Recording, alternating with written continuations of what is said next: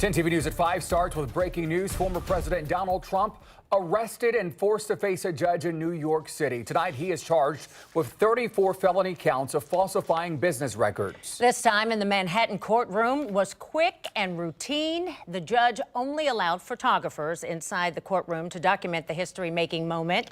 The charges stem from an investigation into a hush money payment made to adult film actress Stormy Daniels. And tonight, the reaction is swift.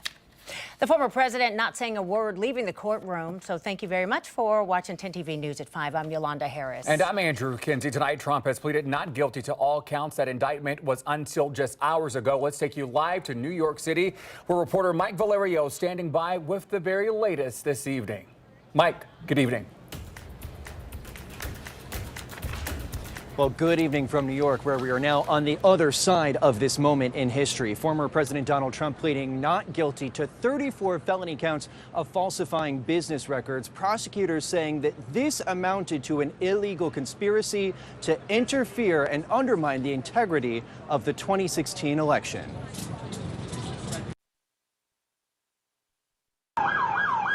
Former President Donald Trump walking into his historic arraignment on more than 30 charges related to business fraud. Tuesday's legal proceedings relatively short, but its impact on American history seismic, unprecedented. Trump is now the first ever former or sitting president to be criminally charged. The charges center on a 2016 hush money payment to adult film star Stormy Daniels, facilitated by his then personal lawyer and fixer, Michael Cohen, who was convicted for his role in that payment and testified to the New York grand jury against his former boss.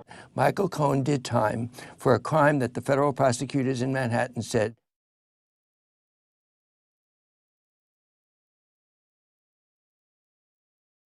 equal justice. Trump is already looking ahead towards a possible trial, posting Tuesday morning that it should be moved to Staten Island because Manhattan would be, quote, very unfair. Security around the New York City courthouse was ramped up ahead of Tuesday's arraignment, with overall peaceful crowds gathering both for and against Trump, including a brief appearance by one of his most vocal allies on the Hill. This is the former president of the United States of America, and the government has been weaponized against him. He is not above the law. He should not be above the law. The analysis of whether or not he is or is not a former president should be irrelevant. The next step for Trump, back at home at Mar-a-Lago Tuesday night, where his lawyers have said they'll dissect every charge in the now unsealed indictment and plan their defense. And this process is, of course, expected to take months. We have a next in-person court date set for here in Lower Manhattan on December 4th.